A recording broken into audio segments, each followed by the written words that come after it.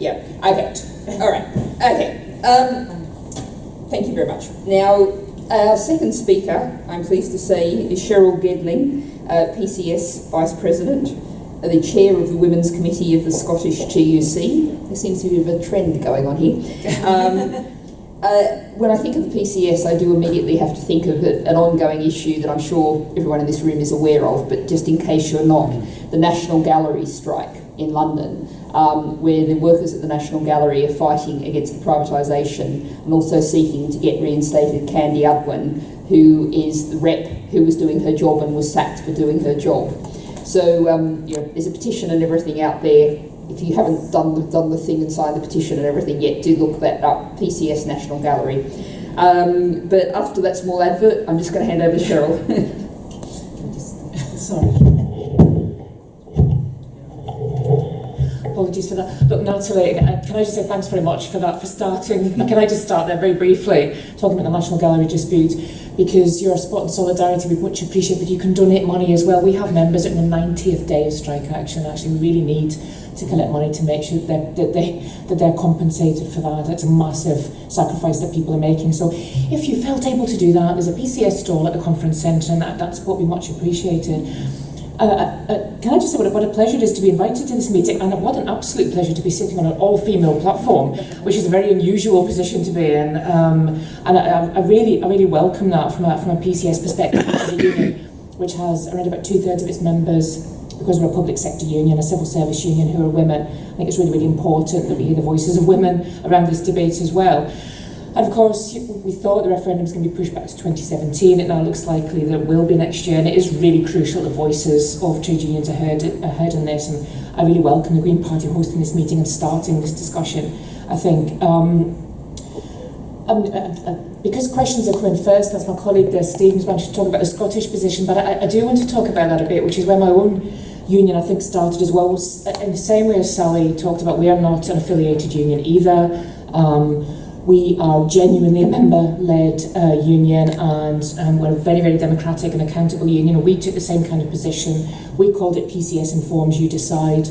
We surveyed our members about how they felt about the referendum in Scotland. And what was really fantastic about what came out of that was that whilst pay and pensions were quite high on the agenda for our members, the top concern for our members in Scotland was to have good public services and provided by civil and public servants. And I think, to be honest with you, that's a testament for those of us that work in the public sector. It's not valued anymore. In fact, you almost feel you should be ashamed of working in the public sector these days. You need to apologise for it. But our members, and I know members of your own unions as well, are incredibly proud of the work they do, the really, really important work they do in very difficult circumstances.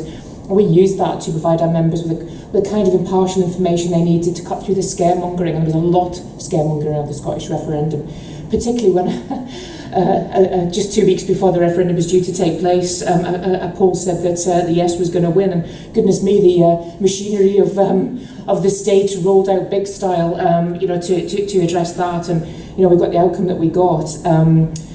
But a fantastic thing for us around that was the engagement of people in politics. I think it was an 85% turnout in the referendum, and that's got to be good news for us. And I think that's the kind of thing we want to achieve out of the EU referendum debate as well.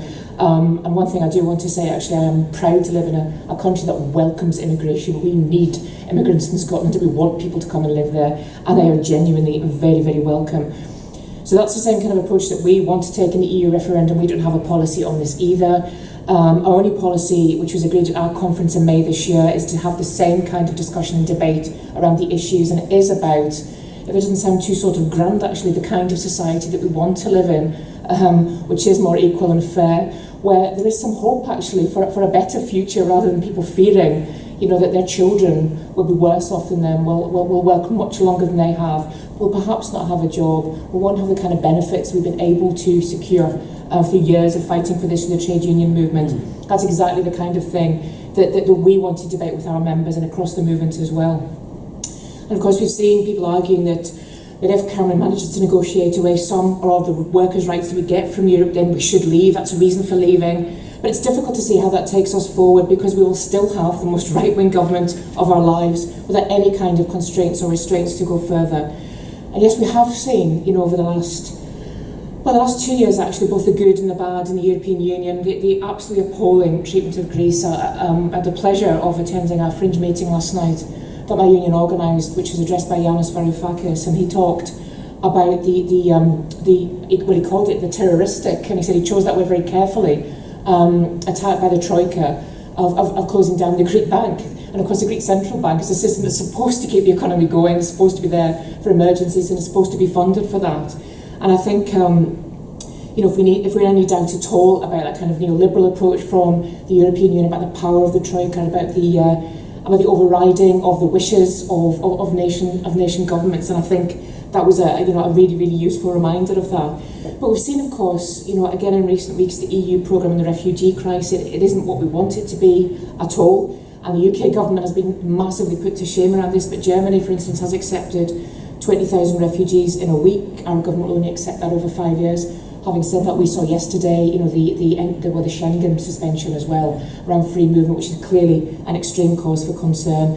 You heard Sally talk about TTIP. I mean, everyone in the room will be aware of the concerns around that.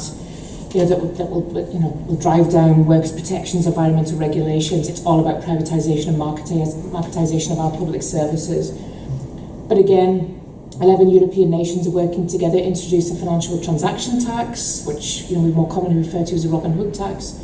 Now, as a union that started the tax justice campaign, and that's now become mainstream right across the movement, adopted by the TUC, even George Osborne talks about tax justice.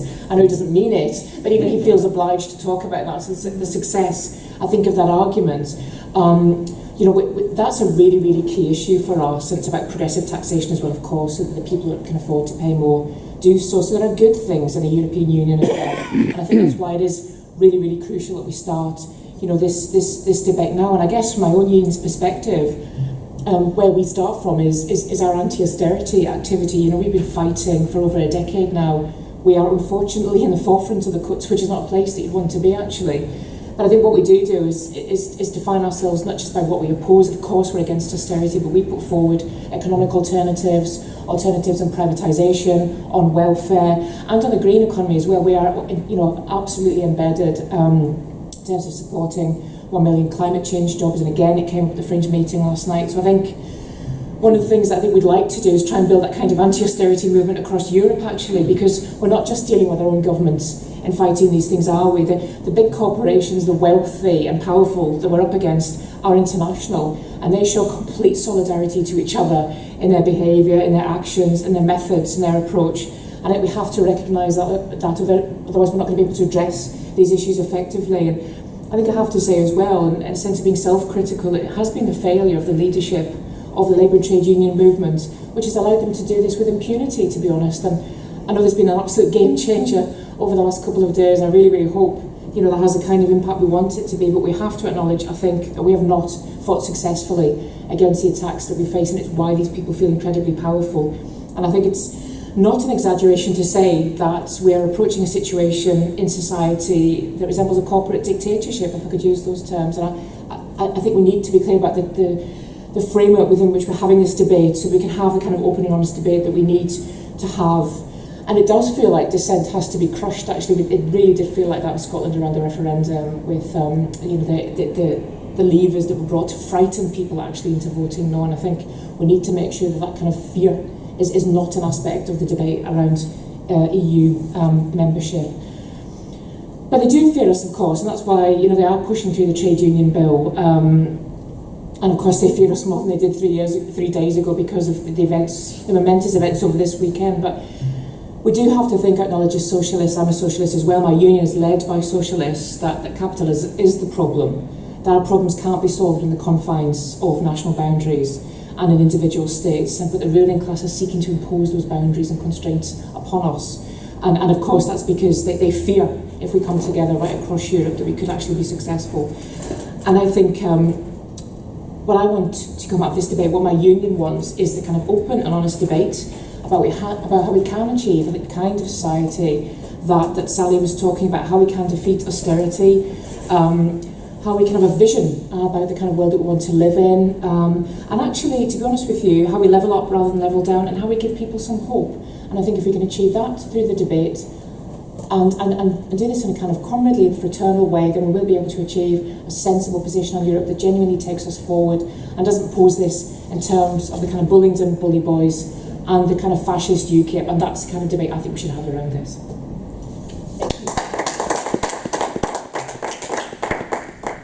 Well, I think that was very well and passionately put, so thank you very much for that. What I'm going to do is ask our third